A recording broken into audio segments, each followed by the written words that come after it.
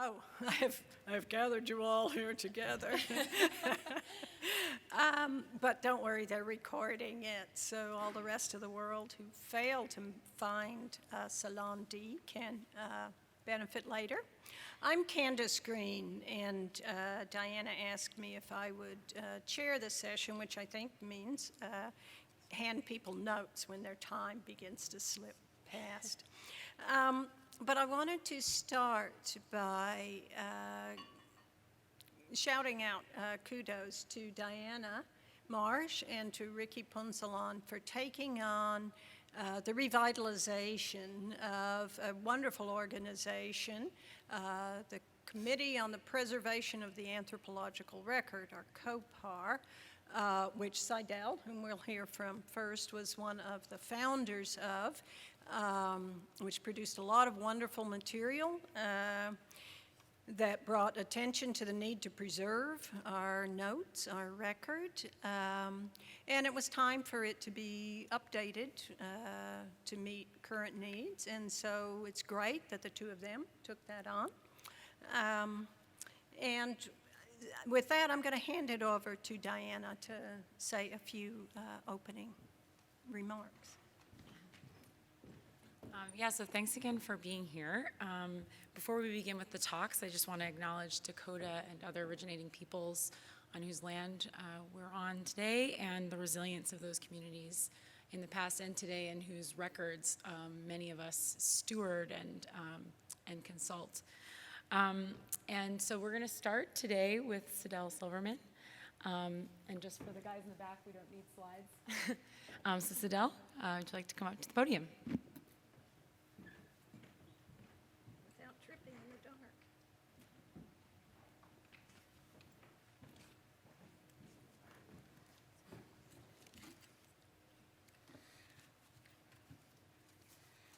Before the session turns to COPAR in the digital age, let me take us back a bit to describe its beginnings and the efforts that it undertook during its first decade.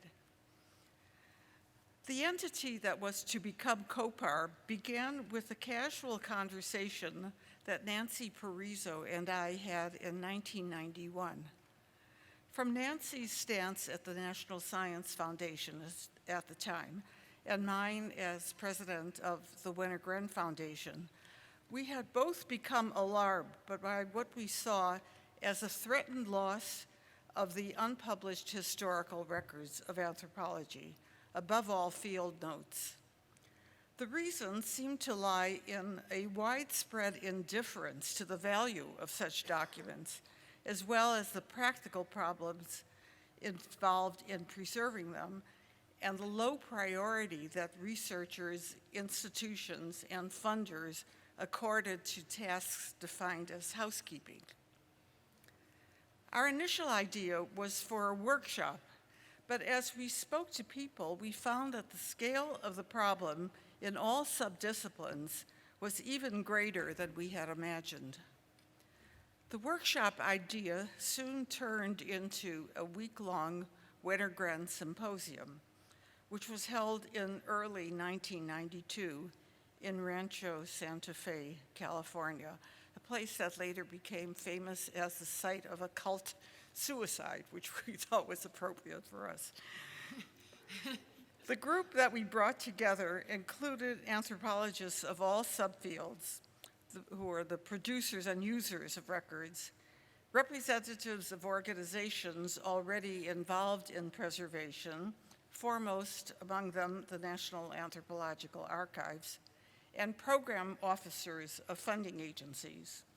Joan Warnow-Blewett, an archivist who had pioneered a discipline history center for physics, joined us.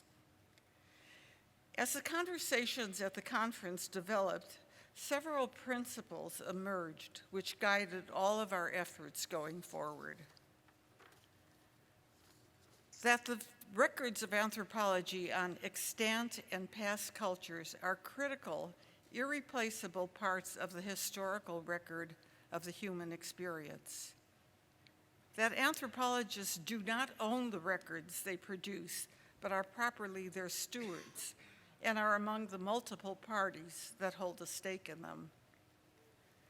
That field notes and other primary data are never done with, as linguist Bill Sturdivant insisted, even after the results are published, but rather are permanent sources for the information they contain and for the discovery process.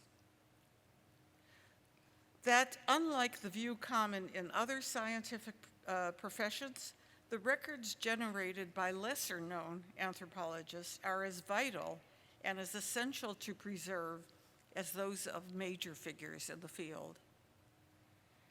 And finally, that unpublished anthropological records contain sensitivities of various kinds and raise ethical issues that are complex and often inherently contradictory, but nevertheless are essential to confront in any preservation effort.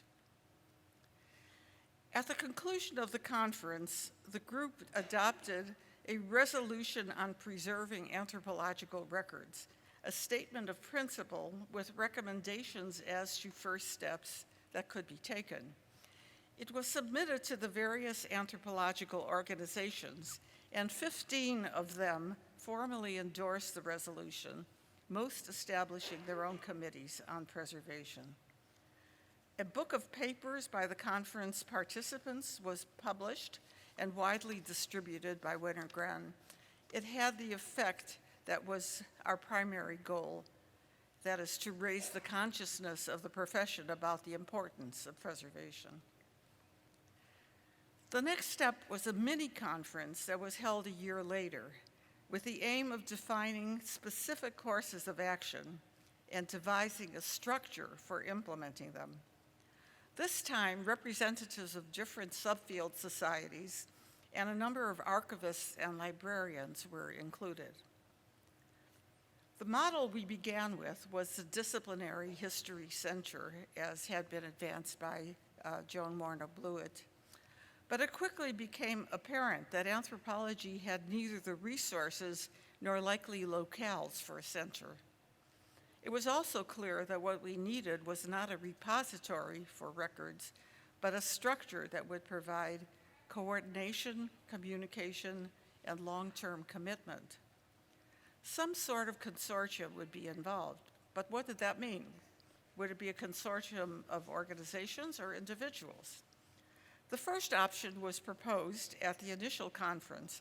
Accordingly, we drew up a model with a formal board of advisors made up of representatives of relevant organizations. However, by the time of the second meeting, this structure already seemed unwieldy.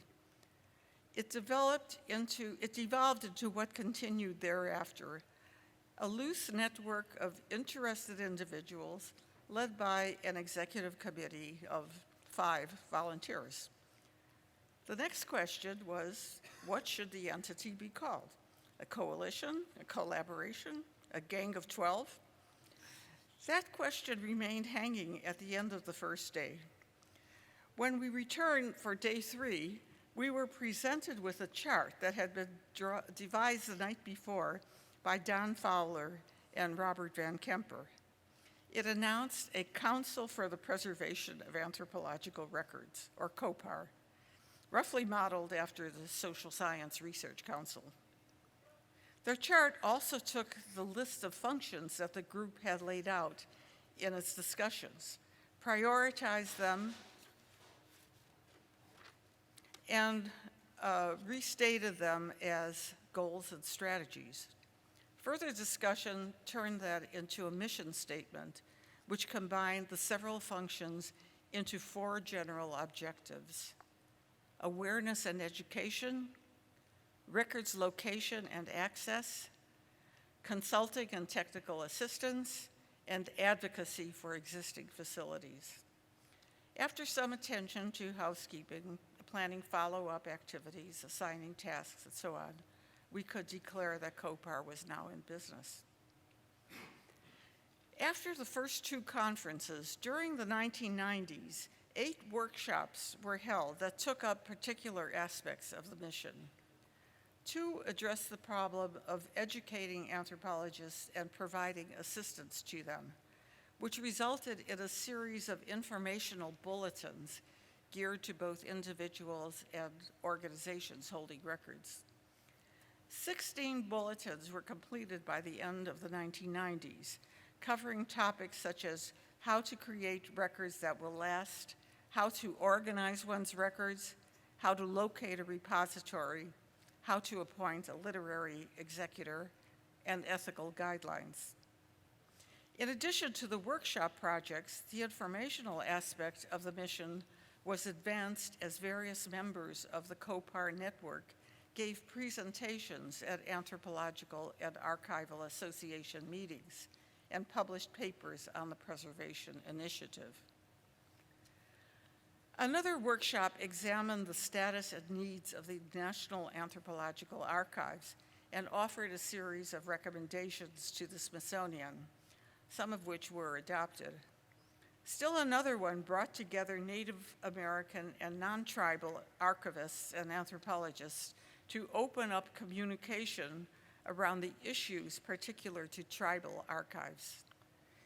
In addition, a training workshop was held in conjunction with the National Park Service for government employees who deal with anthropological materials.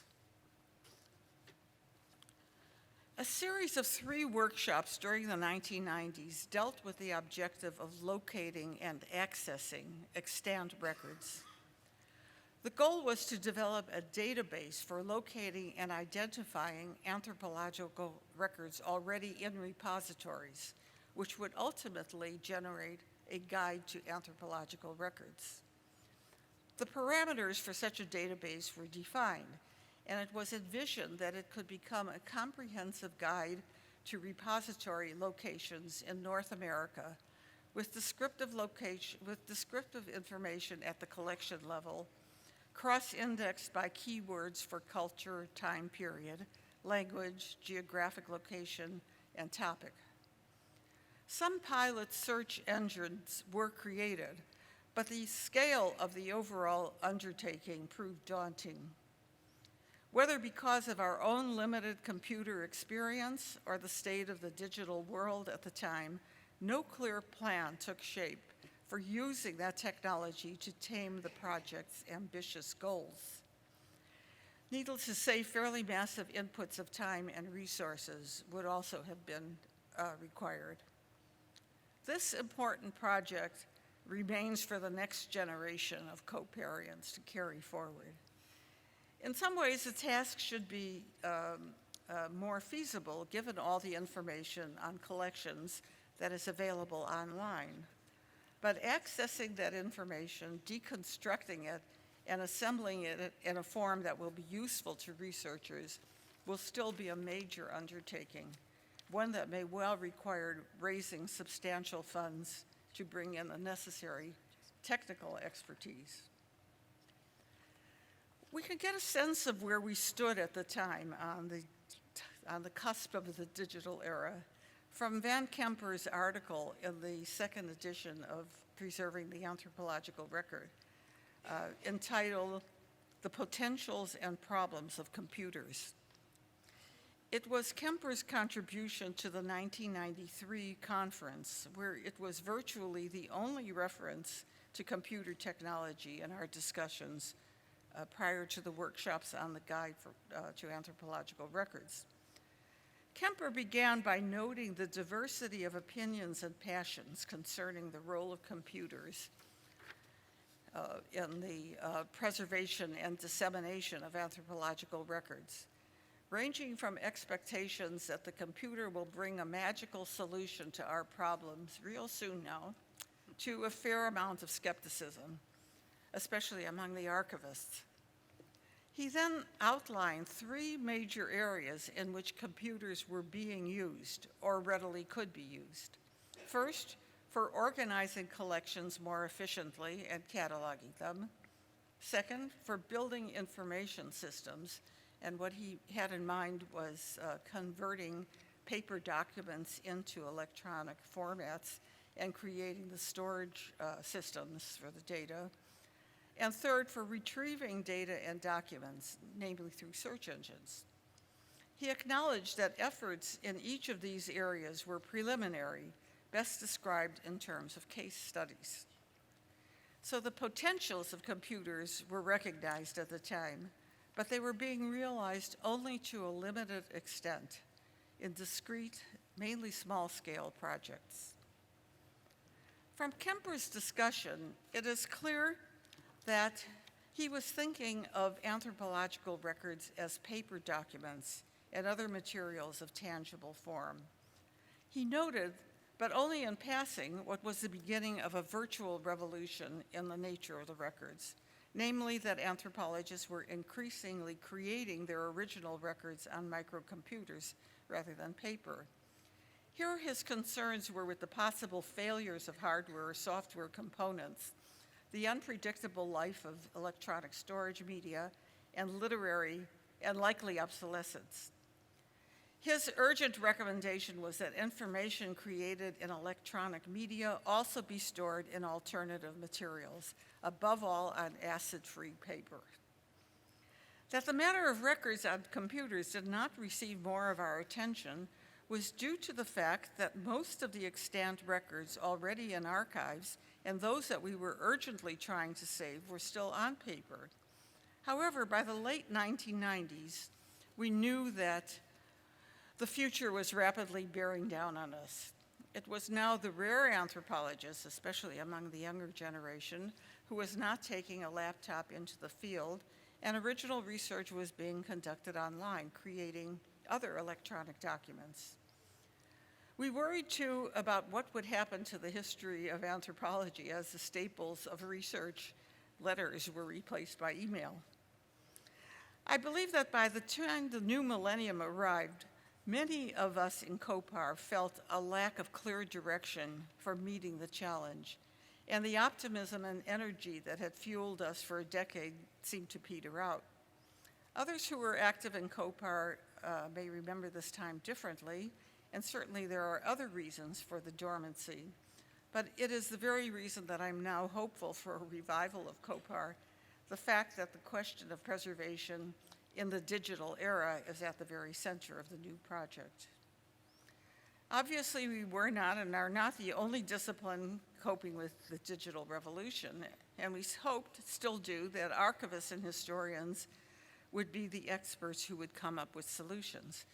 Still, there are issues peculiar to anthropology that the next generation of COPAR will have to deal with. And let me just mention one. One of the driving concerns of the original COPAR was to provide access to preserved records. The goal was for future scholars and others with legitimate interest to be able to locate the materials they were looking for and discover those more that they didn't know they were looking for, and to have maximum ease of access to them.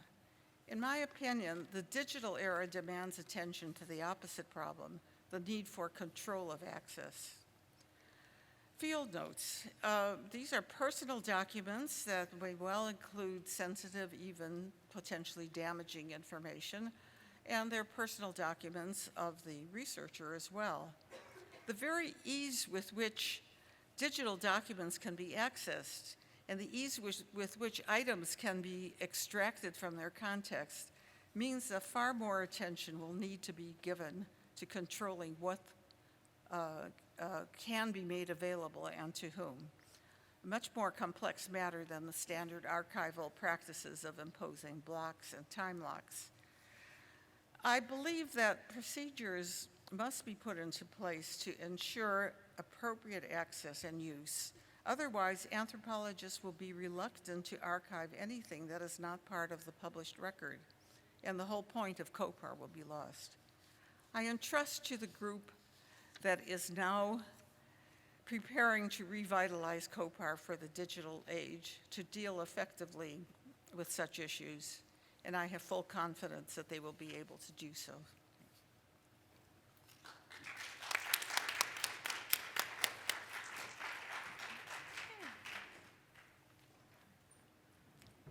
And our next speaker is Celia Emmelhans.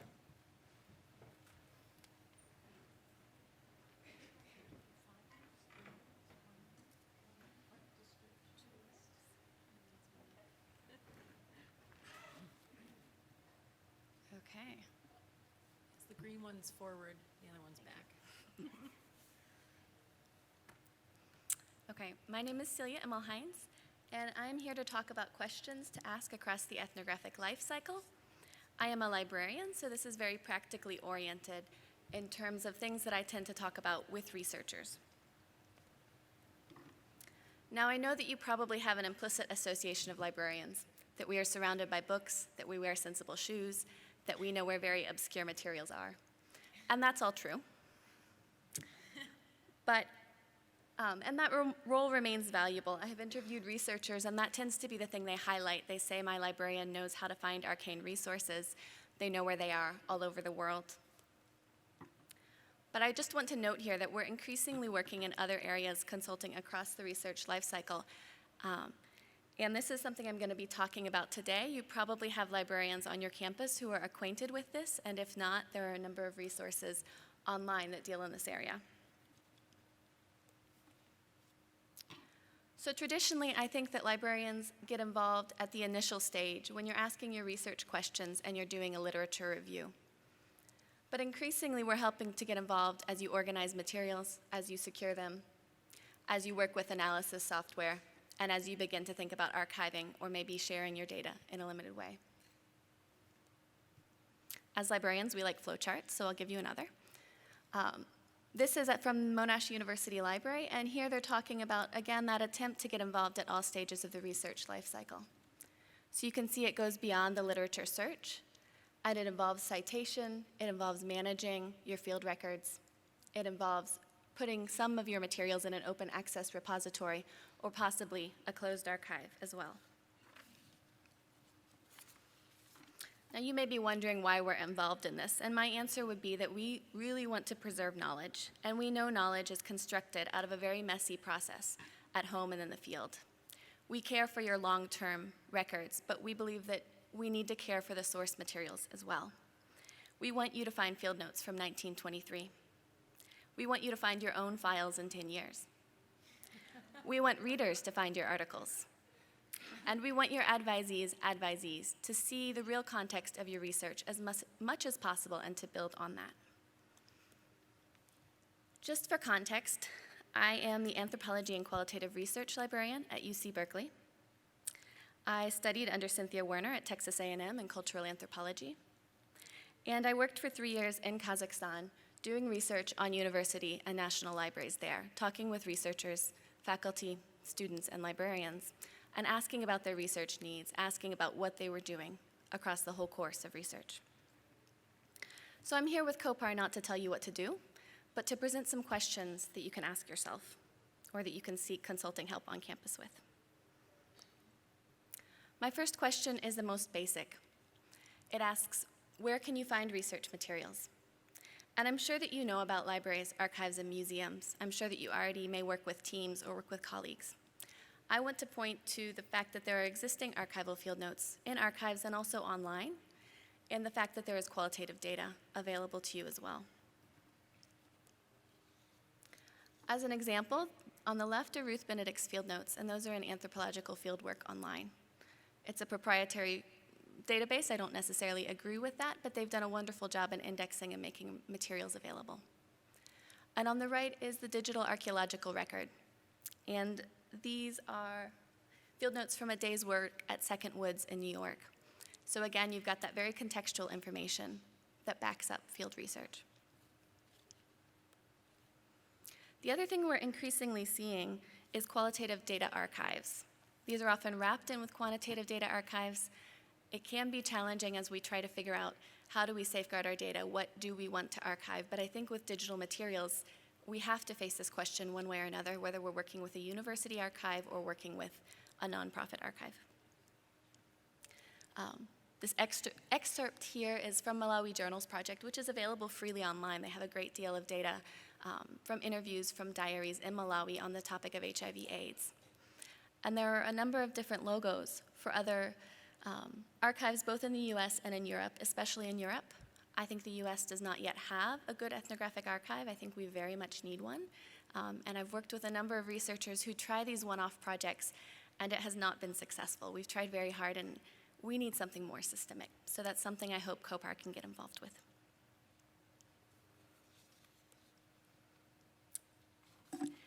And my next question for people would be, how do you keep up?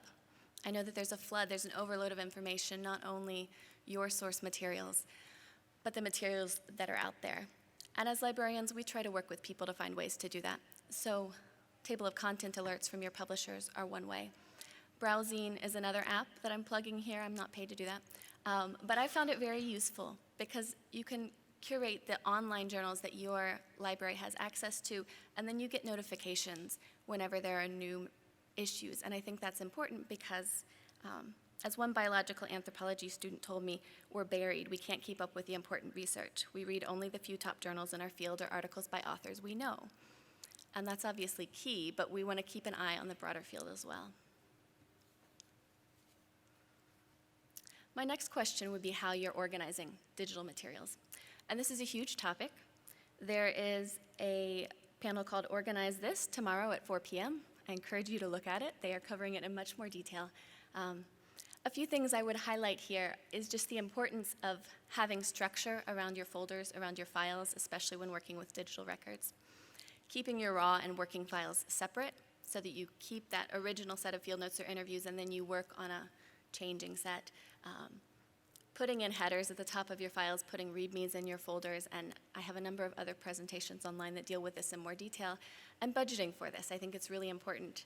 Hopefully when NSF tells you you have to have a data management plan, you can go back to them and say, that's great, I need a budget for an assistant to help with all of this work that may not be quite as central to my research. The next question, and it's again an enormous one, is how we're securing our field notes. And there's a number of technical things we can work on. These things Research IT on your campus may be able to help you with. Passwords, backups, secure encryptions, securing your hard drive. Some other things that I would highlight based on past projects is the importance of anonymizing before you do coding, before you try to export. And that, you know, when you're working in a coding software, you want to be able to save the exports, and that may involve some level of anonymization before you share some select portion of your data. And the other big issue that I see is exposure. We can encrypt all of the technical systems that we want, and exposure often comes in your research team. It comes with your student assistants. One example, let's see here.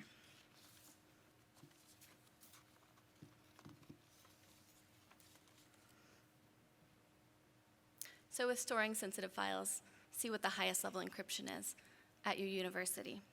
When it comes to wiping your drives before passing on an old computer or between respondents, I think that's really important. My colleague Anna had to report to IRB when sensitive videos taken by one respondent weren't erased before a video camera was given to another. And so all of their encryption was no good if you hand that device to somebody else. And similarly, train your assistants well. And I'm embarrassed to admit this, but just after a college degree in literature, I worked as a phoned interview on a rather sensitive study. I'm sure I must have signed a non-disclosure agreement, but I was 22 and I did not pay attention. I didn't think to check my files on my computer when the project ended. Imagine my horror as a graduate student 5 years later when I found sensitive records about infants still on my computer. This lesson for me was to clarify that your assistants, your team may be well-meaning, but it's important to check in with everybody across the research cycle and then at the end of a project and make sure all of your data is secured, that it's not lying on anybody's computer. The next question I would ask, can I still view my notes in the future? As Lisa Kliggett reported in 2013, she and a team worked on digitizing field notes into a fully digital qualitative database, which sounds great. They stored them all on 3.5-inch floppy disks. Now, 13 years later, she says, we have a shoebox of 3.5-inch disks with files saved in 1990s proprietary software. So we've all done this. We've tried to archive our own materials. We've tried to be very careful, and then we've found that we can't access things for one reason or another.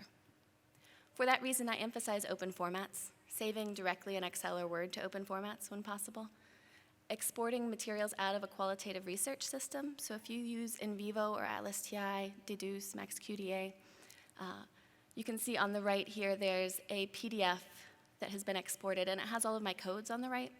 So even though I don't have that interactivity anymore, at least I have something exported from the software that should be around in 5 or 10 or 20 years, and I can't guarantee that the files native to that software will be around. And of course, updating your storage media, not leaving things on 3.5-inch floppy disks, upgrading whenever you can to the latest media. Along with that, it's helpful even early in your career to be aware of your options for archiving. As Sidel mentioned, it's very sensitive. A lot of our data is deeply contextual. We may not want to release what we have. So we can think about restrictions or embargoes that might limit access to our data. I think a really good idea can be to add this to the consent form, depending on the population you're working with. You can give them the option whether or not whether they want to eventually have you share their data with some other researcher on some other project. And that can be a relief. It can also help with NSF requirements where they're saying you have to share everything, and you can say, well, informed consent comes first. Again, if things are in an archive, if they are in places like ICPSR, which is probably the major archive in the US at this point, they can require that secondary researchers get an IRB and have a data use agreement before they actually can access your data, and that they specify what they will do with it. And again, willing your field notes and just making sure that you have a plan for what's going to happen, that it doesn't all just land in a university archive or your friend's desk when you pass away or when you're done with that research.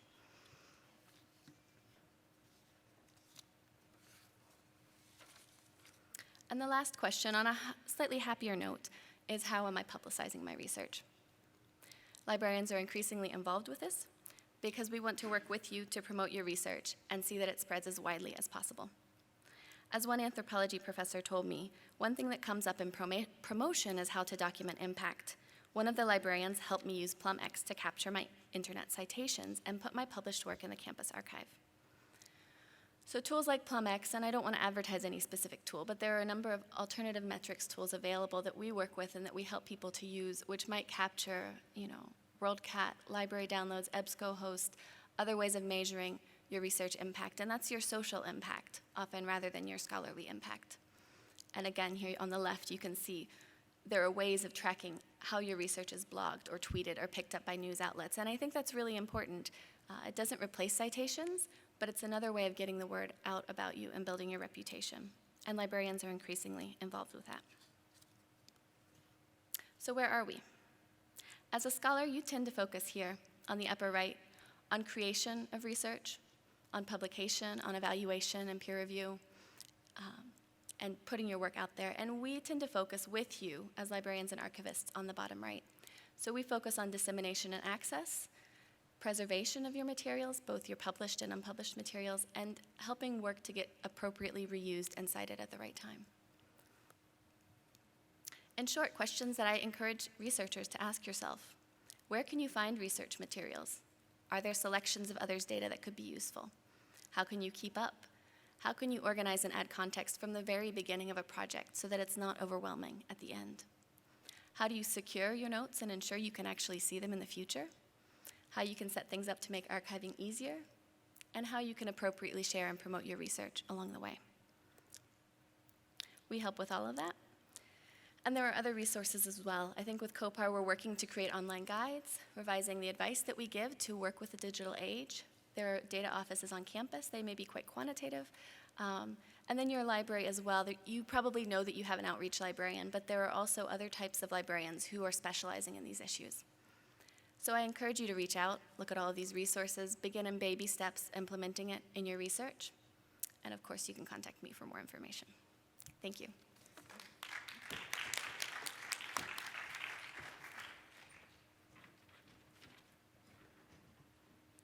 So, thank you, Celia. Our next speaker, who's going to come up the catwalk like the, I don't know what, it's a little intimidating, is Brittany Mistretta. So, Brittany.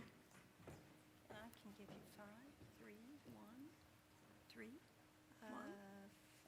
Three's fine. 3's And how does this work? Oh, that's forward. That's forward. Okay. Hello.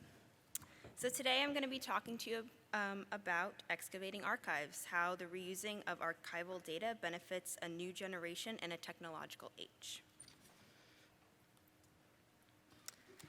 Data can be intimidating, because it can be ambiguous, is collected in overwhelmingly large amounts, and is often equated to other four-letter words that would be too inappropriate to mention. But data management does not have to be a scary undertaking. Re-envisioning data management as an integral part of the research design process could help alleviate this uncertainty and pave the way for the next generation to uphold the best practices in the field. Earlier this year, I was offered the opportunity to conduct background research for a workshop hosted by the American Anthropological Association. As a novice in the field, I was thrilled at the chance to work with such a prestigious organization, but at the time was unaware of the impact it would have on my understanding of the importance of graduate education in research design and data management methods. I have particularly become interested in the ways that data management fits into the research process for students who are beginning original research projects. This paper covers the results of the background research I conducted for the workshop, my personal experience as a graduate student learning about research design and data management, and some insights on how graduate students can be better prepared for designing data management plans through digital resources. The workshop hosted by the American Anthropological Association was the second of two organized as part of the project Digital Data Management for a New Generation, supported by the National Science Foundation. The workshop brought together experts from the 4 subfields of anthropology, as well as professional archivists, to brainstorm ways in which the education of digital data management can be better implemented. A couple of the workshop goals included establishing consistent training methods and how to properly disseminate training information through online modules. My job was to develop a comprehensive catalog of anthropological and archaeological research methods courses offered by colleges and universities in the United States that offer bachelor's, master's, and/or doctoral degrees in anthropology programs. The purpose of this research was to have a better understanding of the availability of resources that are offered to students in the classroom. A spreadsheet was created that included the American Anthropological Association's list of 214 universities and colleges that offer anthropology degrees. For each program listed, I searched the online university catalogs and course descriptions for courses titled Research Design or Research Methods. These courses also had to meet certain criteria in their descriptions, which included designing a research project and writing a grant proposal. There was concern that this method could be problematic if course catalogs and descriptions were not updated to accurately represent what departments were offering to students. It also could result in a collection of course archives and not necessarily what courses were being taught, since course catalogs tend to be a compilation of all the courses the department has offered. However, due to the limited time frame of the project, it was determined that this would be an adequate method to use. To my surprise, only 51% of anthropology programs listed offered a research design or research method course that fit the established criteria. That means about half of all graduate anthropology degree programs do not offer a course dedicated to research design, a fundamental component to the practice of anthropology. As a graduate student, I was troubled to learn that research design was not included in the core curriculum for many programs and that data management was being neglected. After participating in the workshop, I was able to identify 5 reasons why data management should be moved to the forefront of anthropological research design. 1, NSF requires a data management plan for all grant proposals, but does not offer a best practices approach specifically for the discipline of anthropology. 2, even if a data management plan was not a requirement for grant proposals, proper data management should still be practiced. 3, there is no standardization for teaching data management within the discipline of anthropology. 4, large amounts of data are being stored and left untouched. The reuse of this older archival material could serve as a resource to teach students about data management. 5, a data management plan should not just be designed, but put into practice and carried throughout the duration of a project. In preparation for the AAA workshop, I searched the NSF website for any guidelines on how to properly create a data management plan. Chapter 2 of the National Science Foundation's Grant Proposal Guide provides general information about what should be included in a data management plan, but this resource is not aimed toward a specific field of study. The guide proposes 5 types of information that should be included in the supplementary documentation for a data management plan. This includes the types of data, samples, physical collections, software, curriculum materials, and other materials to be produced in the course of the project, the standards to be used for data and metadata format and content, policies for access and sharing, including provisions for appropriate protection for privacy, confidentiality, security, intellectual property, or other rights or requirements, policies and provisions for reuse, redistribution, and the production of derivatives, and plans for archiving data, samples, and other research products, and for preservation of access to them. These guidelines ask for standards and policies on how to properly handle data, but do not give an outline for best practices related to the field of anthropology. My next step was to refer to the NSF Social, Behavioral, and Economic Science Data Management Plan Directorate. The Directorate calls for plans that reflect your area of research and should be appropriate to the data you generate. This is still a very generalized statement, but I believe it is not the responsibility of the National Science Foundation to establish these standards. Different fields of study have a variety of needs for implementing data management, including across the 4 subfields of anthropology. It is the responsibility of the discipline to establish standards for proper application of data management methods. Why is it important that standards be established? It is important because data management should be practiced regardless of proposal requirements. As a discipline, we have an ethical obligation that includes how we manage data. This involves defining data availability and access, collaborating and consulting with communities of research interests, and identifying stakeholders of data. Data should be considered a dynamic source of information, having many life cycles throughout a researcher's career. Researchers should always know where their data is going and how it is handled. For example, it may not be beneficial to a project to have data rest in one repository over its lifetime. Interdisciplinary action is encouraged between anthropologists and archivists to ensure that data is properly managed throughout these active cycles. How are students learning about data management?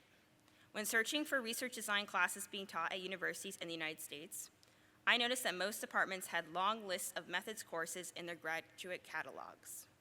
If methodology is being taught in other areas of graduate curriculums, why is data management not included? The field of anthropology should have better standards for implementing data management in these programs.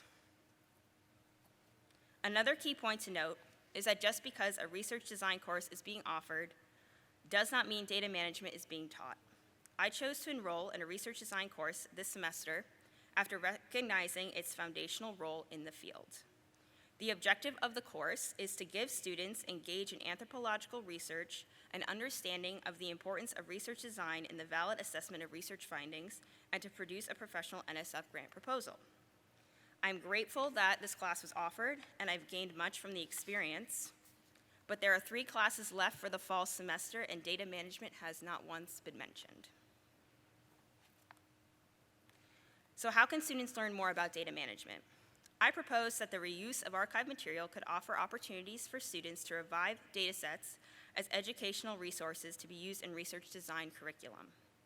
There are large amounts of stored archive material and data that is left untouched or ignored for long periods of time.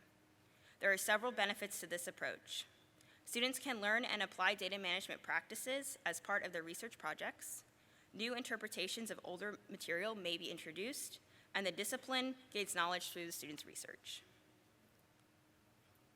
I am a research assistant in the Caribbean Archaeology Lab at the Florida Museum of Natural History. My current research involves the analysis of faunal material from excavations conducted at a pre-Columbian ceremonial site called MC6 in the Turks and Caicos between the years 1999 and 2000. Previous research at this site identified the use of feasting rituals by elite to establish their political power through the distribution of food resources. The project I am working on aims to examine how restricted access to faunal resources structured the social, political, and economic systems of MC6 inhabitants. The material I am examining is 16 to 17 years old, but in conjunction with other digital resources, has been an excellent way for me to gain research experience. The Florida Museum of Natural History has an online zooarchaeological comparative collection database that includes digitized data on specimens that can be used comparatively with faunal material from archaeological contexts. It has been a great tool for me to learn about zooarchaeological practices and the enhancement of accessibility digitization provides. Understanding database metadata is a great foundation for designing a data management plan because students learn the expectations for how data should be formatted in order for it to be properly stored. Online cataloging manuals provided by digital archives are also a great source because they include information about how data is cataloged within a database. For example, the Digital Archaeological Archive of Comparative Slavery offers a faunal cataloging manual for their database and defines each field for information entry, such as artifact ID, tooth information, bone condition, butcher and cut information, and measurement methods. It explains in detail how each field is used and how data should be entered into that field. Working with digital databases can help graduate students learn the internal structures behind a database that make large sets of information comprehensible and standardization methods for inputting data. By applying this knowledge to their own research data, students are better equipped to execute successful research design. The final point I want to emphasize is that a data management plan should be put into practice and carried throughout the duration of a research project. As one of the workshop participants, Lindsay Lloyd-Smith, profoundly stated, "It's not a plan, it's a practice." Ethical practices in managing data should be considered at the conception of a research project. Researchers should be mindful of a data set's destination, and a management plan should be continuously adapted as a project develops and changes. This approach calls for a new way of teaching research design by putting the best practices of the discipline first. To conclude, I'm calling for a standard to make data management more prevalent in anthropology graduate curriculums. Good research design should start with data management and should be part of the discipline's best practices. The reuse of older data could help a new generation of anthropologists by exposing them to the intricacies of digital database organization and the management of data through the research design process. Re-envisioning how we teach the next generation of anthropologists the responsibilities of research design will improve the discipline's data management methodologies and foster a more ethical practice. Thank you.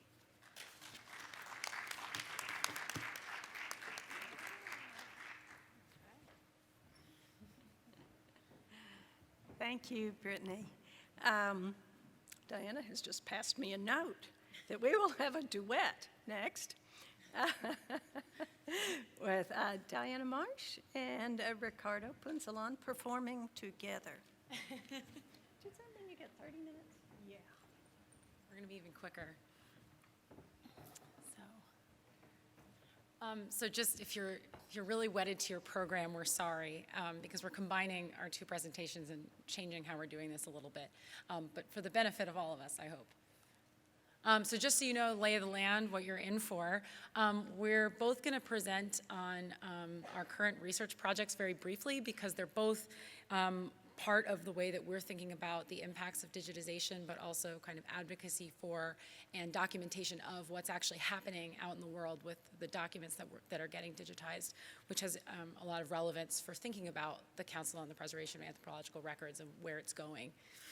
And before we start this, I just want to give kudos to Ricky, because before this I was an anthropologist and going into archives pretty blindly and just sort of seeing what I could find and studying things. And so we've had this really wonderful collaboration over the past couple of years that have generated really wonderful research projects and really wonderful work. So just wanted to thank him for that. So we'll be talking a little bit about the first project that both of us got involved with along with Rob Leopold, who's here in the room. Then I'll talk, Ricky will talk about his project, and then we'll talk about the COPAR workshop in general. Okey-doke. Okay, so you heard from the librarian and other academics in the room. I'm the archivist, and I'm not alone in this room. There are other archivists in this room, and you know, a lot of people often confuse archivists with archaeologists. So anyway, so this is great. Uh, So there's a lot of focus so far on researchers, what we do with our research data. But the other part of COPAR is actually focused on institutions, librarians and archivists, and how they could be guided on the management, organization, presentation, and representation and preservation of the anthropological records that they are keeping.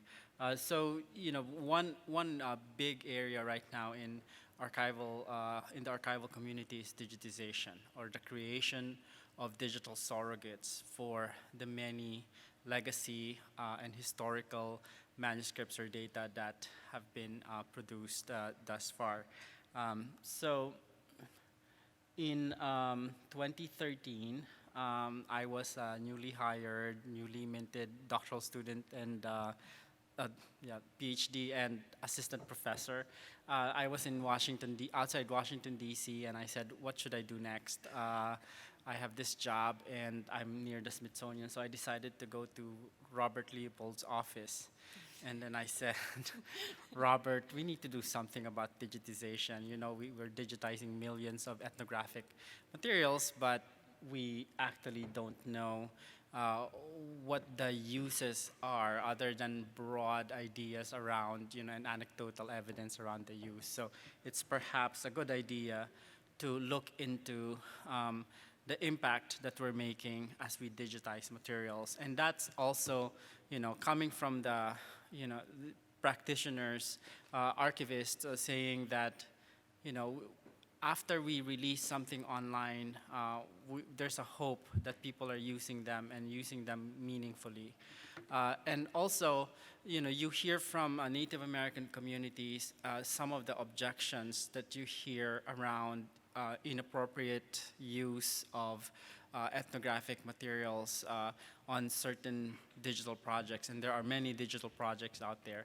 So we said, I guess what we need to do is go to institutions and understand better what's happening in terms of digitization. So we created a group of creators of records. So we have anthropologists and archivists like me, and people studying information and technology, and said, let's do this project, and we called it Valuing Our Scans. It was funded by the Smithsonian and the University of Maryland as a seed grant project. So we conducted this research with 8 institutions. We generated 56 participants, and the project ended with a workshop in 2014. Up to now, I can't understand how we managed to do this. Talking to 56 people in a short amount of time, but it was great. So among the things that we discovered is basically verifying what we already know, that there's very little knowledge at institutions about what happens to ethnographic digital surrogates. So you put it online.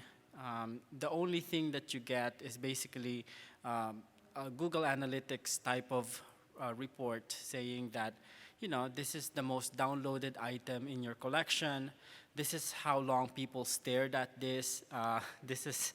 People liked it on Facebook.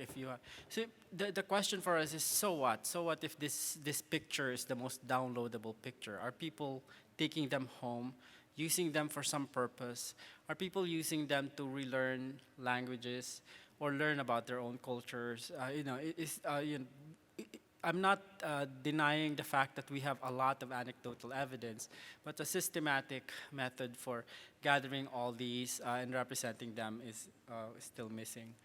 And also, we discovered that stories are more appropriate and culturally relevant way of documenting impacts of ethnographic collections. So in my world, people like to talk about metrics, assessments, and evaluation, but less about, the more meaningful stuff. Like, these numbers are meaningless as I said earlier, so what if it's the most downloadable picture or photograph in your collection without the stories that would accompany that number? So we said, and librarians and archivists and curators and collections managers acknowledge this as an important thing, and yet they don't systematically collect stories themselves. Some of the curators we've spoken to are even anthropologists who are trained at doing ethnographic research and complain about the lack of available stories out there. And then the next question is, do you collect them? And somehow it's not acknowledged as part of the work that they do. So we understand that the first gap is identifying appropriate methods for gathering and analyzing user-centered impact assessment. So what does it mean for the user, and what's the relevant method? What's the respectful method?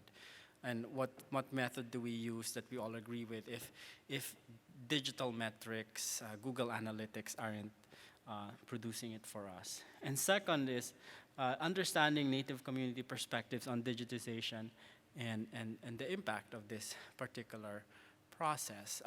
So far, the study that we did focused on institutions, the priorities of institutions in terms of programming and what they want out of their collection. But a significant community in this conversation would be the source community. So what do they do with the digital materials? So I'm currently pursuing a grant. Fortunately, I managed to convince the Institute for Museum and Library Services that this is worthy of funding. I got an early career award for this. So looking at how do we measure impact? Also, what if we were to create impact assessment toolkits? What would those toolkits be? And how do you implement things that you learn out of a assessment? The problem sometimes is many institutions are good at collecting and gathering the data, but not to respond.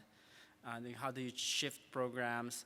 How do you craft new priorities so that you reflect on based on the data that you've gathered? So that's the whole spectrum of this research. For this project, I'm collaborating with the National Anthropological Archives using its Peabody Harrington Archives collection. It has I will not read everything in the bullet, but it's quite an extensive collection. It's one of the a big cache of ethnographic materials at the NAA. It's been processed. There's a finding aid. There are digital surrogates that were at first were in what do you call it? Microfilm. Thank you so much. I'm glad there's another archivist in the room. So when I forget the words, yeah. And it's available online through the National Anthropological Archives website. And as I said, NAA was just thrilled to do this research. So I have a timeline, and it's still, as you can see, I'm in the first phase of the study, talking to different stakeholders of the project. Now I'm going to give it to Diana. Okay, thanks. I'm sort of filling the second gap. We found that stories were a better way to actually think about impact. And one of the things we found at the workshop, and then later certainly we went to the Association of Tribal Archives, Libraries, and Museums and heard very loudly that we needed to be thinking about Native perspectives on this. So I'm very lucky to be a postdoctoral fellow at the American Philosophical Society. We have one of the largest collections of Native language materials, and very recently founded a Center for Native American and Indigenous Research, and have been doing since about 2009-ish, doing a lot of work with community partners on digitizing and sharing materials. And so we have some of these very early collections, beginning with Thomas Jefferson and people in his wake who were members of the American Philosophical Society. And Native communities today are using some of these records in language revitalization projects. So essentially the project that I'm doing is trying to collect stories with Native partners at the American Philosophical Society about what actually happens to these digitized archival materials when they're returned to communities, when they're shared with communities. What are those, as Celia would call them, life cycles when they're actually in community contexts. So some of that was just talking, spending my first year at the APS, just kind of getting acclimated and meeting people and understanding the context for that. And then just in this past 6 months, I've begun to conduct interviews. So this is just to give you a sense. This is actually something we developed for an exhibition that I was the co-curator on last year, but this just gives you a sense. All the little dots are places that we've returned or shared digitized archival materials from our collections. So the couple of ways that I'm recruiting people to talk with me about this, we have a number of partnerships, as I mentioned, and we do conferences. So we just had a quite large conference in tandem with our exhibition on translating languages, and a number of the partners, and then a bunch of people we haven't been working with yet were there. So I was able to talk to people there about their experiences thus far. As part of the exhibition that I worked on last year, it's open through December. You should come to Philadelphia and go see it. We worked with a number of consultants. We kind of piloted actually a consultation process for the exhibition because we'd never shown our Native American materials in an exhibition context before. And we worked with 2 Native advisors. So some of the people who worked on the exhibition are also have been willing to talk with me about this. Here's just an example of some of the work that we've been doing with the exhibition. And then also, I've been going myself out to conferences. So the Champions for Change conference up at in Oswego, Ontario, at Six Nations Polytechnic, at the Association of Tribal Archives, Libraries, and Museums, ATOM, as some of you guys saw me there doing interviews. And where I can, I'm trying to do site visits. So I was just down at the Eastern Band of Cherokee Indians, and I just thought this was a great photo. This is the Will West Long audio recordings that were done on wax cylinder, and Professor Benjamin Frey, who teaches Cherokee to undergraduates at UC Chapel Hill, was like, "Oh, you have those?" And he's like, "Yeah, I got it on a flash drive." And there it was, the life cycle of our archival materials on top of a pickup truck in a field, which I just thought was really great. So this is just an example of some places that people are from who are working with me. I'm very much in process, so if you guys have feedback, I've only done 13 interviews so far. I'm looking for at least twice that, if not 3 times that. So any feedback anyone has, I'm open to that. So that's my research in a nutshell. So lastly, we're going to talk about the COPAR workshop that we hosted in June. We brought together a range of repository managers, archivists, anthropologists, to think about together about what this Council on the Preservation of Anthropological Records might look like going forward. Ricky, if you want to come back up. I'll just talk to you a little bit about some of the trends that we sort of heard about, some of the needs that we identified, and then Ricky's going to talk about some of the steps that we're thinking about taking going forward. So in terms of trends, some of the main things that we heard was, moving from, in the 1990s, an emphasis on individual anthropologists and thinking about the history of the discipline, to thinking really about source communities and community outreach and how we can engage communities in both preserving their own records, but also feeling like they are invited to have access to these other records that have been created by anthropologists. Second, not that preservation isn't still important. Of course, formats and the way that digital technologies are changing what our records are is of course important, but actually the conversation really was a lot about sharing and outreach. And then of course, user expectations, I think it's really great, Brittany and Dan Ginsberg and the AAA folks who've been trying to train graduate students who, are used to, the digital natives, used to Googling and just thinking they're going to find everything there right at their fingertips. So that's one of the sort of expectation management issues, as well as other kinds of users who maybe weren't priorities in the past. So again, early 1990s to today. So advocating, educating, while also taking into consideration the ethical concerns that Sidel raised and that I'm sure we'll talk about. So needs, some of the things we talked about, guidelines on ethics, of course, I mean, actually many of these remain the same. Many of our considerations remain the same, but certainly we have to think differently a little bit about where ownership lies and how ethics might shift with just the kinds of technologies that we have at our fingertips. User-oriented infrastructures, that's both the knowledge kind of infrastructures at repositories and how they might be shaped to better fit maybe community needs or other user needs, but also the sort of user end of that and what that interface kind of looks like. Training both for students and users, but also for repositories that maybe aren't doing community work yet or haven't been thinking in these ways. And then, as I mentioned, outreach and advocacy and getting the word out about the importance of these things, but also what we can all do to preserve them ethically and with consideration to the future. The other aspects of continuation of COPAR that we've generated at the workshop were basically advice on next steps. What are the things that we can do to guarantee sustainability and to continue this project? The first is reworking the bulletins and the website. If you visited the website recently, it's very hyperlinky. It hasn't seen Web 2.0, and so we need to look at new and modern interface design.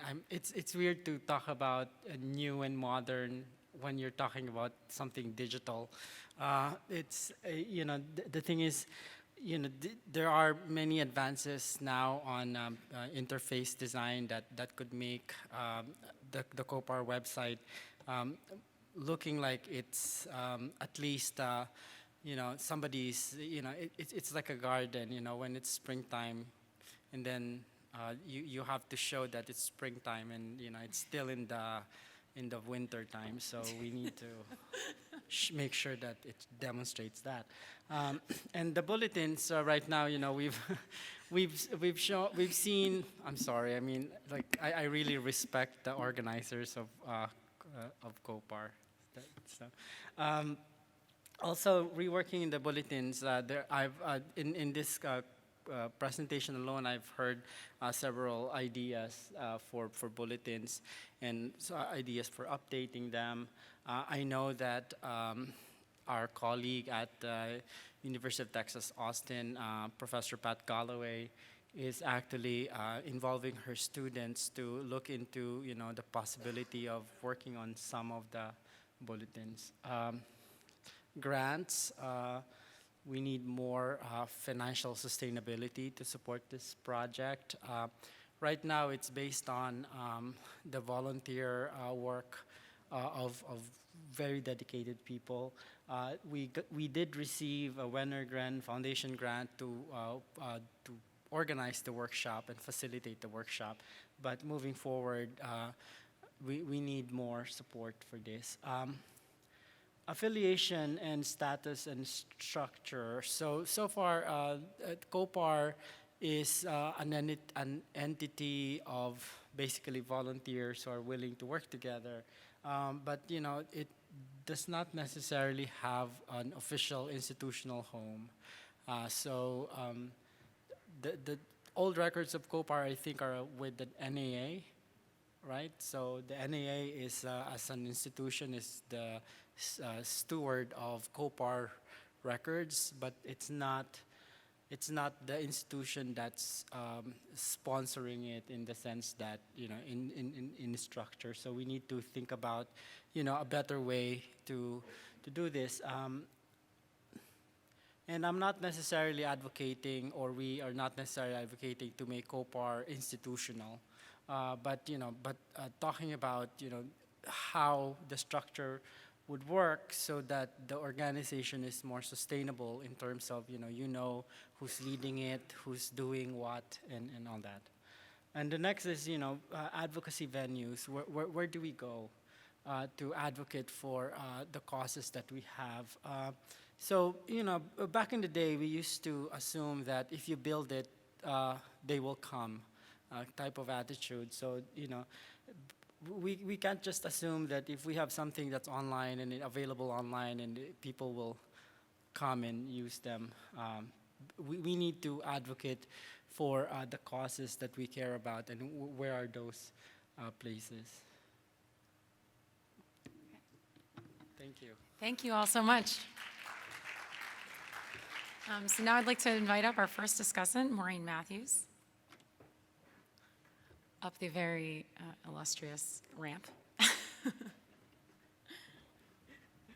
Makes you feel funny. I'd like to thank all of the presenters. This was just a completely fascinating subject, and there are stereotypes about data that were not proven out here, that it's boring and so on.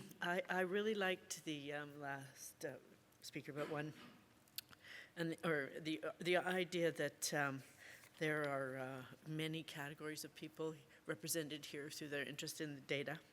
And I think of Seidel perhaps as the innovator and patron saint of the whole thing. But then Diana as an anthropologist, Celia as a librarian, Ricardo as the archivist, and Brittany through her interest in archaeology, perhaps representing the archaeologists. And I would like to introduce myself as your curator for this experience, because I'm a curator at a museum.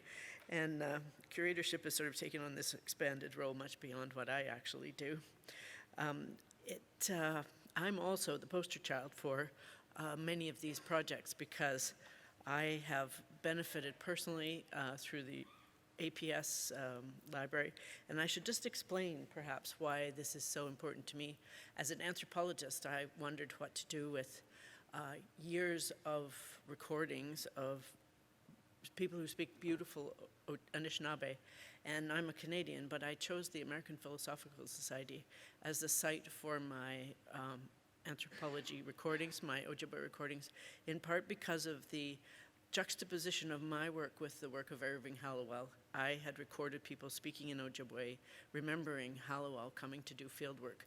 And so, though the others have talked about it in terms of ethics and so on, I would like to talk about it in terms of relations.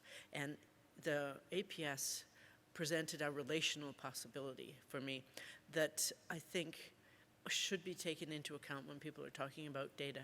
It's possible to create these relationships on the web, I suppose, with data, I suppose, but the fact that they're physically located in the same place, and thus the subject of academic activity, which was related to the APS as an institution, is extremely important, and has made those recordings almost instantly accessible in the way that I think a lot of people dreamed their archaeological material will be, in the sense that Hallowell's notes and so on are at the APS, people can visit them, but I took an interest in Hallowell's photographs, which existed but had not been digitized. And when my work came along, the APS got a big grant. They had an opportunity to digitize a lot of audio and pictures, and they did 3,000 hours of audio digitized, and 700 hours of that was mine. And it would have taken me the rest of my life to do that. The other thing is that they digitized, because of my interest, the photographs from Hallowell's study on the Barents River, and I took those photos back to the community, and the APS enabled me, I had a little grant to come for a month, to add the names of the people in the photographs as searchable items in the database. And the addition of those names meant that, well, at one time you could search all of Hallowell's photographs by name.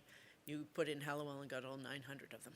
Now you can look up family name, Owen, for instance. You can look up the community. You can look up the Ojibwe name of the person. And those are searchable fields that have all been added to the APS database. And so that's the other aspect that was referred to kind of obliquely, but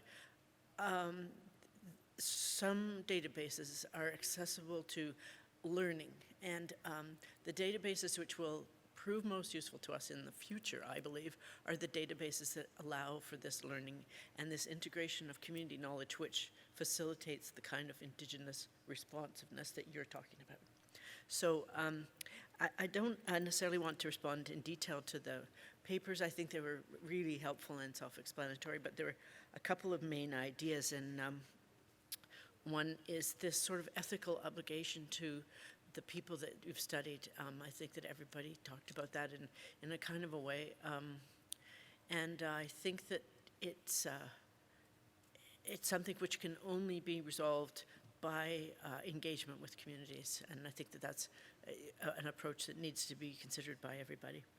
And the other thing is to keep in mind that the databases and the objects within the databases and so on have a degree of agency.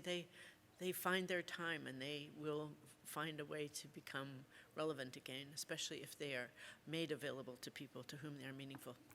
I'd like to stop there. I know there's another discussant. Okay.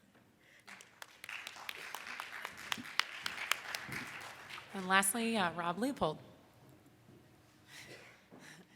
Yeah, it's very like.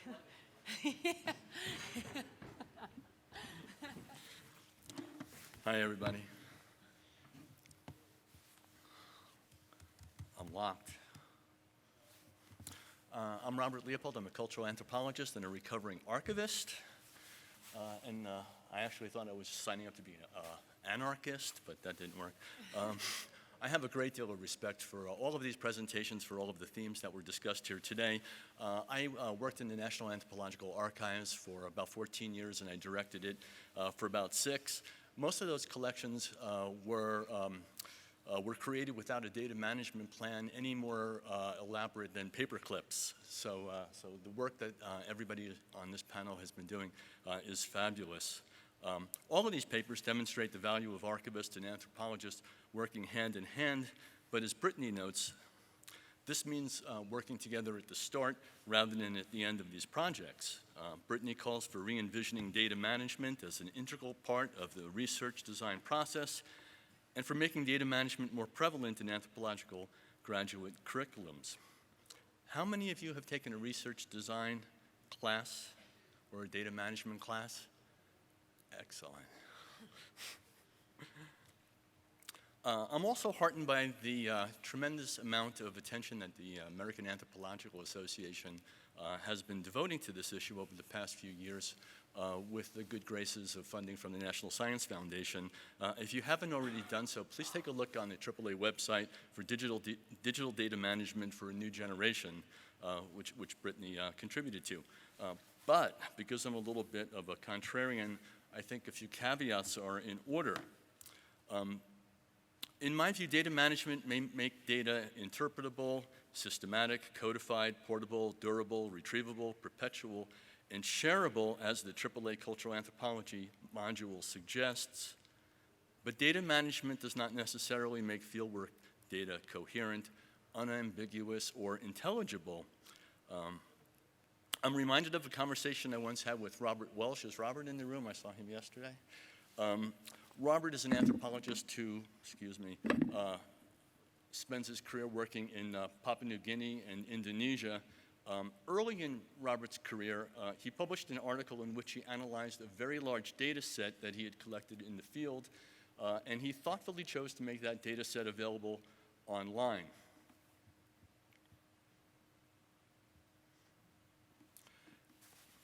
Thinking that doing so would support his published interpretation of it. Welsh's conclusions, however, were called into questions in a series of articles that were subsequently published from his own primary data.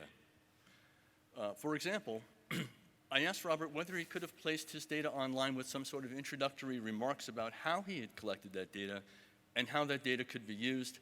No, he told me he'd actually done just that. The simple fact of the matter, Welsh said, was that he simply knew things about his data that could not be expressed in the data. That specialized information was in Welsh's headnotes, a term that's been popularized by Cy Ottenberg very usefully. Jim Fernandez has also noted, quote, that a great deal of what we know about the field, matters of register, emotional tone, points of view, weighting, and many other facts as well, never get written down. End quote. And the reason is because it never leaves our heads. The AAA statement on the confidentiality of field notes, which they published in 2003, actually referred to field notes as privileged information. And I'll quote, a hybrid of research ideas, research observations, general thoughts, and even a diary. They're works in progress, incomplete notations meant not only to clarify thoughts on situations, but also to provide mental stimulation to help recall peripheral aspects of situations. To view them outside of the context of such is to view them in an incorrect light and distorts their true nature and utility. And I recognize that the AAA was publishing this statement for an altogether different purpose. And yet, as Jane Anderson has remarked, and I'm quoting James Leach and Richard Davis, the act of archiving actually changes the quality of those materials. They move from being notes or images or recordings to being knowledge with new value, new usability. The physicality of placing notes in an ordered manner is what does that. My point is this: anthropological data, however well managed, mustn't be confused with knowledge. Field notes are tentative, field notes are inchoate, field notes are intensely personal. Field notes come in many forms and styles that non-anthropologists may not recognize when they're online, something that's particularly problematic in an online environment, which can easily disguise differences in the formality of those different modes or mediums that anthropologists use to record that information, something that Siddell has written about in other contexts. Field notes also tend to valorize and privilege particular communities. They bring questions of openness and its cultural specificity to the fore. Field notes easily breach individual and cultural privacy. And they present issues for IRBs and funding agencies that insist on transparency, as Rena Liederman has described.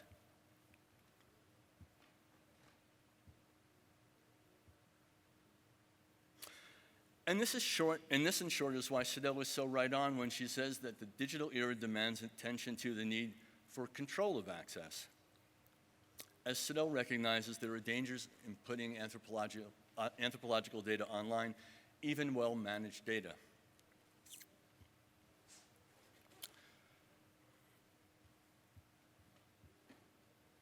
Some field notes are undoubtedly better than others, but none of them change when we put them online. If they have limitations, those limitations are merely compounded in an online environment. Placing field notes online undoubtedly increases their availability, but it doesn't necessarily facilitate their use or increase their transparency. The command over an ethnographic collection that researchers enjoy when they view those field notes in an archive is simply lost when digital surrogates of the collection are served in screen-sized bytes. Still, I think there are some ways that we can improve our online collections in ways that help balance the interests of archivists, anthropologists, ethnographic archives, source communities, and the general public. First and foremost, and perhaps obvious from an archivist perspective, I think that we need to assure that field materials retain as much of their original context and original order as possible. Although researchers reading field notes online obviously enjoy the freedom to search for particular items of interest through keyword searches, I believe that archives have an obligation to provide a gestalt. Anthropologists shouldn't stop asserting the central value of cultural context simply because we're delivering our work in an online environment.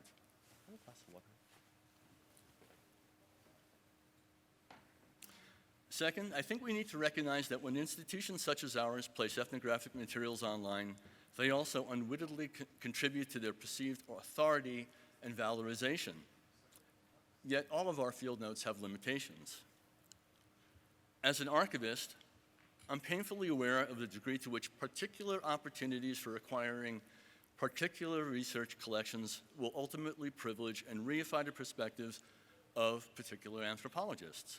And for this reason, we should do everything in our means to point researchers to alternative ethnographic collections in other repositories.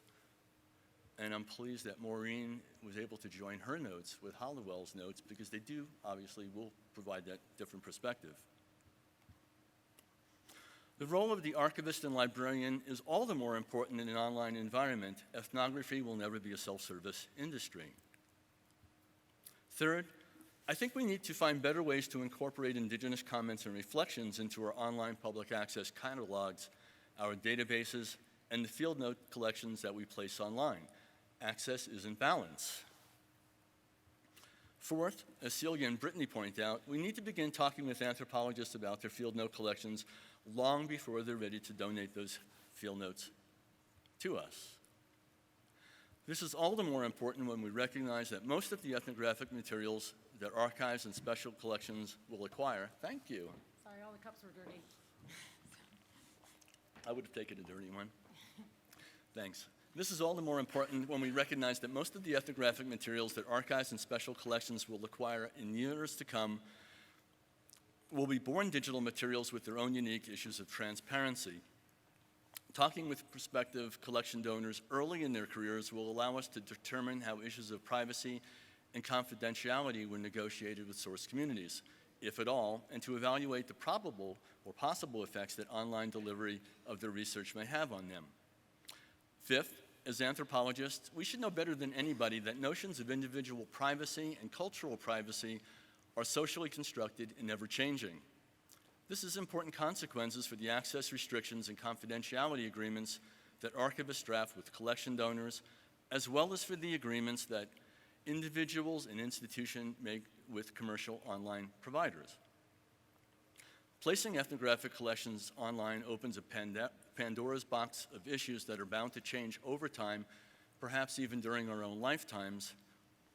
As our panelists today make abundantly clear, ethnographic materials require active engagement in every step of their life cycle. Field notes never retire, and neither can we. Thank you.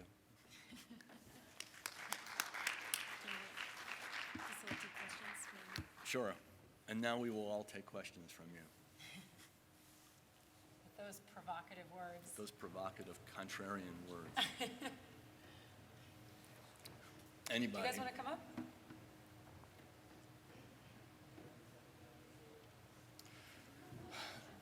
This is such an enormous crowd, it might be hard to I know. pick who to choose. Any questions from the room? Yeah? Rena. Rena, could you stand up, please? It's hard to hear.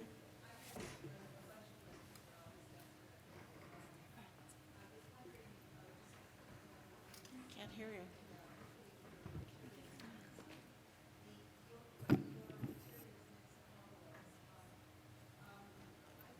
Rena, Rena.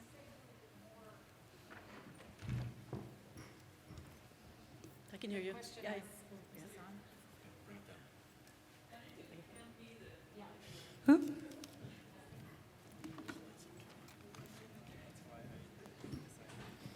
Goodness. I wondered if you could say a little bit more about what exact value added if you could elaborate a little bit more about the value added of actually physically placing your materials next to Hollowell's. I'm thinking about that. I mean, it's obvious from certain points of view, but not from others. And I wanted to link that to the question about the APS records that are being returned to various communities. I was wondering if you could clarify about whether what you're returning are digital copies or whether you're returning originals, because I know that's been a big issue. I mean, there's a lot of politics around that. I remember being in a discussion with somebody from APS and a number of Native American historians, and who, as historians, beyond any other identity, really cared about the physicality of the source material.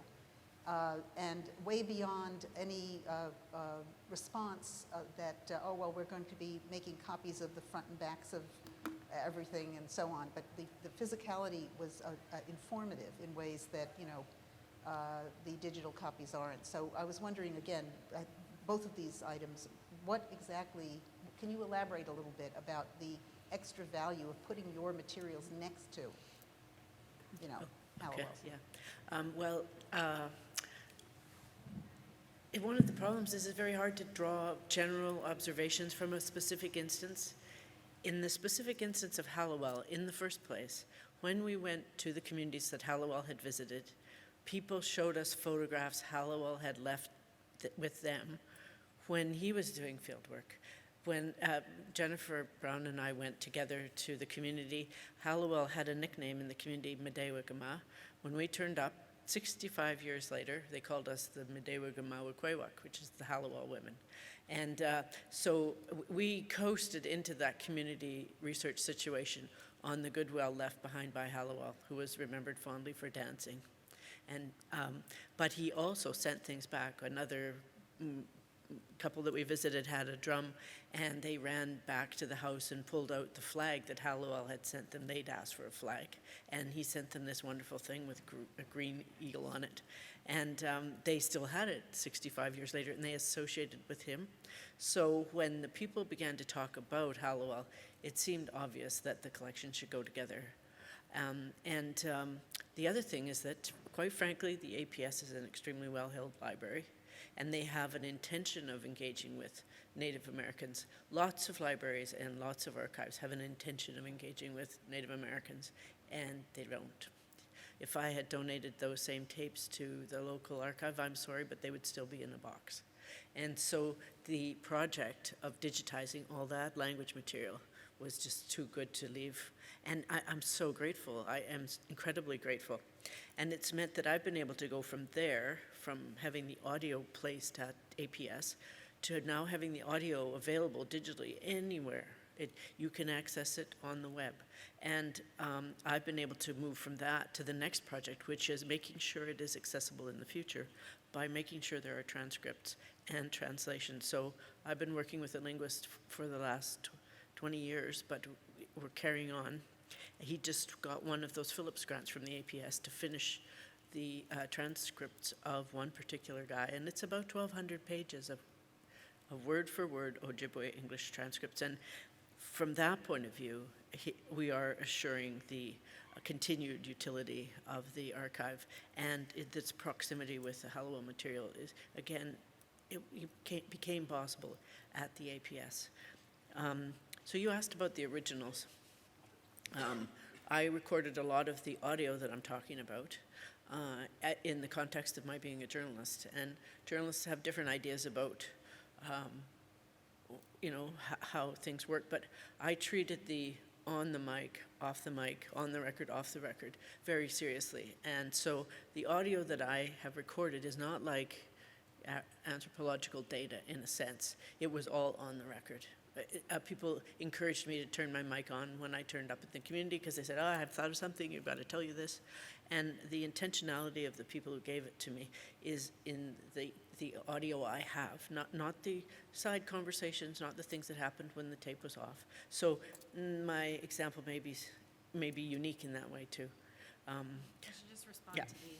Sorry, Just, go ahead. Ken. As a general response, I don't have the, I'm not the director of the Center for Native American Indigenous Research at the APS, but I will say that in general, what we're talking about is digital copies. And, that there are many cases where we'll make, I should say Brian Carpenter and Tim Powell, who are at the center, will make very beautiful digital, photographic prints of things. They even made a bound Kwakwaka'wakw Stories book that they printed, I think, a couple hundred copies of to bring to a potlatch. So there are things that they're doing to try to make digital surrogates that are appropriate and meaningful to people. But on the whole, we are talking about digital copies. And my understanding is that in many or most cases, people are very happy to see the care with which things are taken care of at the APS. And there hasn't been a lot of desire for things to be physically returned in that way since we don't have object collections. But that's the best I can answer that aspect of your question. Other questions? Yep.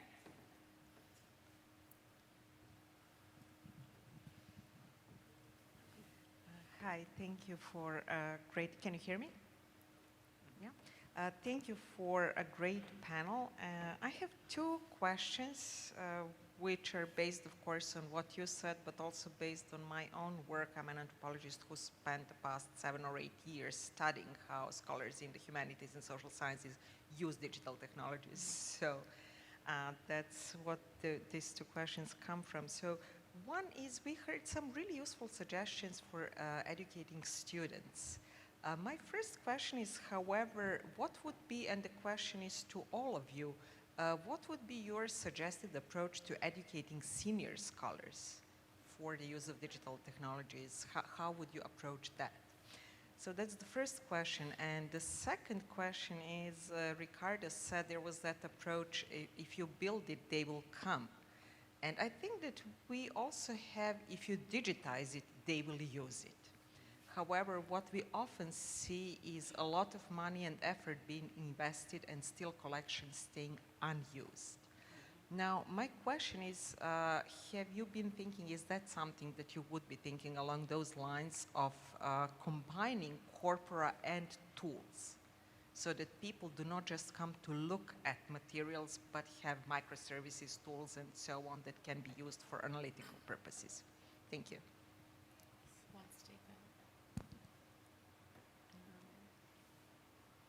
Senior scholar question. Hi, I think you're absolutely right. We spend millions of dollars digitizing collections for audiences that are largely unknown. One of the nice things that happened when I was at the National Anthropological Archives, to some extent it may still be the case, is that we had no federal funding. We were a federal institution without federal funding to digitize collections. All of the work was done for somebody who asked for it. So we knew that if something was digitized, it would be used immediately. Sometimes it was used by one person or a community, a smaller group than you might imagine by putting that material online, but it was a known audience for sure. Two, the study that Ricky and Diana referred to in interviewing 56 people with 8 different cultural institutions on the East Coast was intended to look at how they perceived their collections would be used. And then the follow-up study is to see how some of those collections actually are used. And I think that will hopefully lead to some general ideas about what sorts of collections might be more valuable or viable to digitize and put online than others.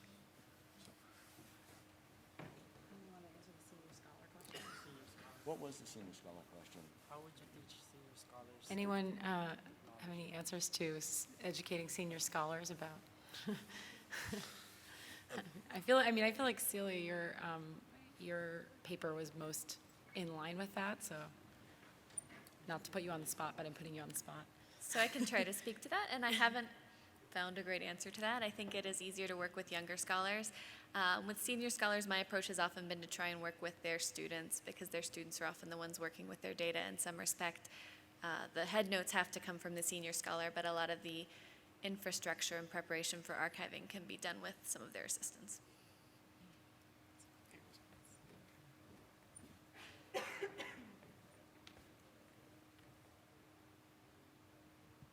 Hello?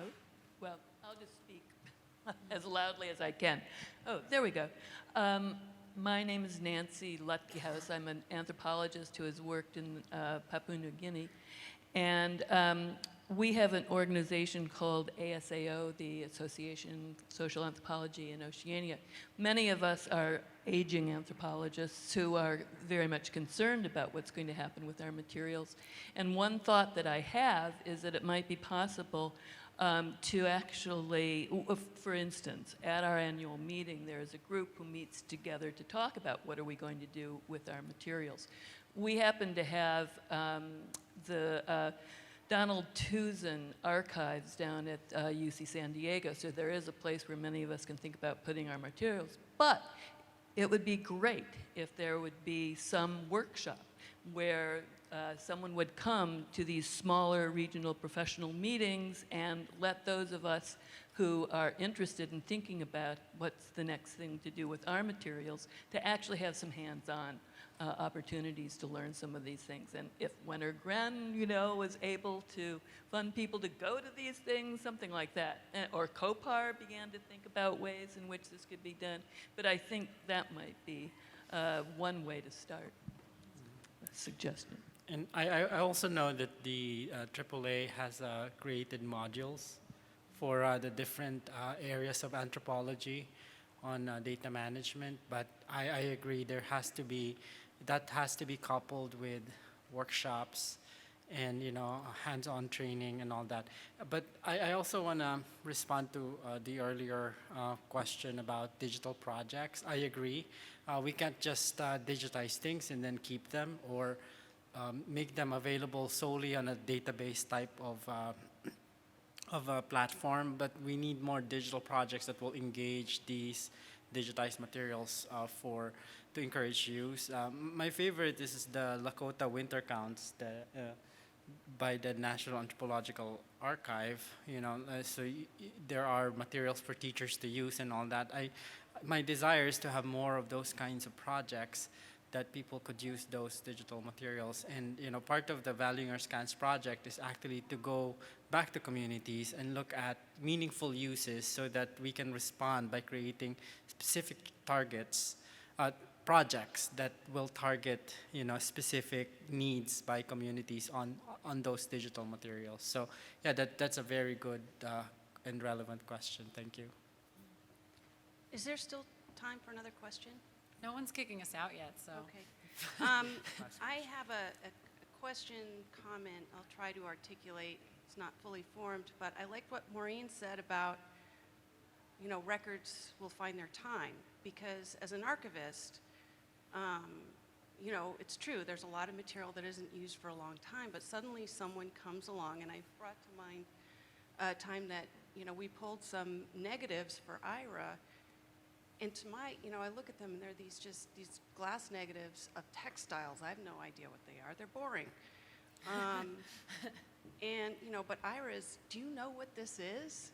And that's one of my favorite things about working in an archives is learning the significances to various people about our records. And so I would ask, because we're talking about digital surrogates and we're talking about digital return, but in fact, I would say over half of our researchers, whether they come to the archives or contact us remote, email or phone, are not using digital surrogates. And so if you could comment on, the value of also exploring the impact of use, because we don't do that. We don't systematically find out how materials are used or what impacts they have on not the digital surrogates, not that. So if you could maybe comment on that, I would be very grateful to hear.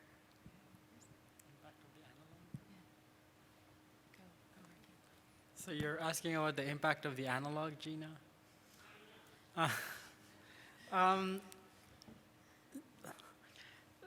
Yeah, I agree with you. We're not good at examining them. At least I'm more familiar with the archival science literature, and in archives, we do user studies, impact study, but not necessarily focused on ethnographic collections. And I do think that that research needs to be done.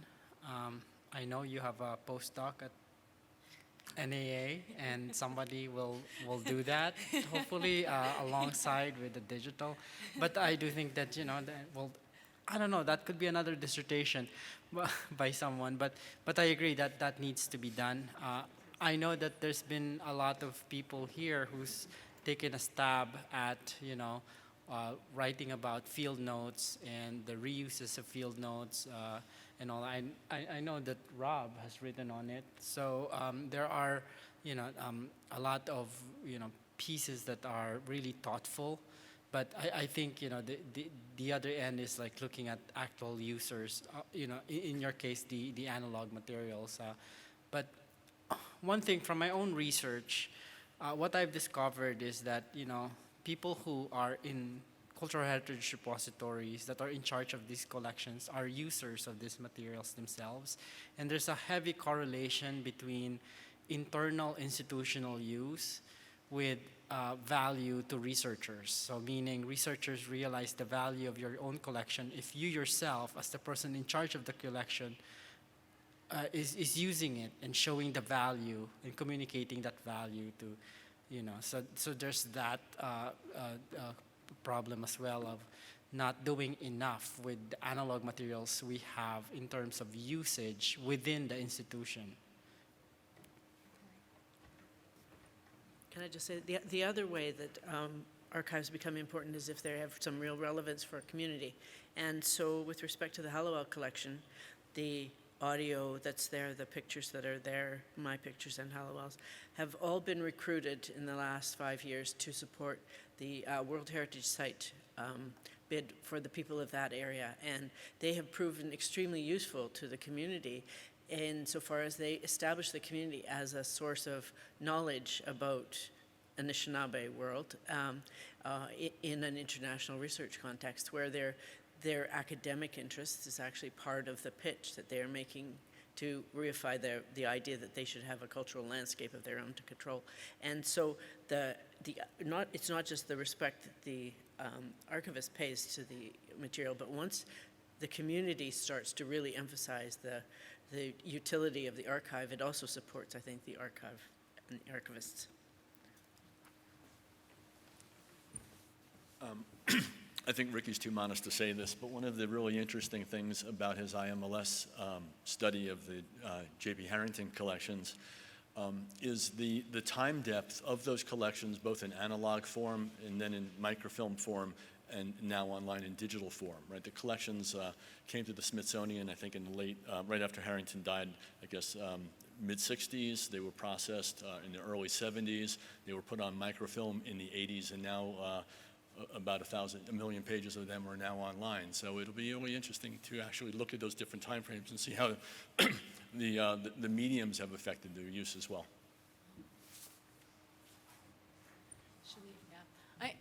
I think we probably now should actually wrap it up. So thank you everyone for coming, and thanks to AAA for giving us this quite elaborate room.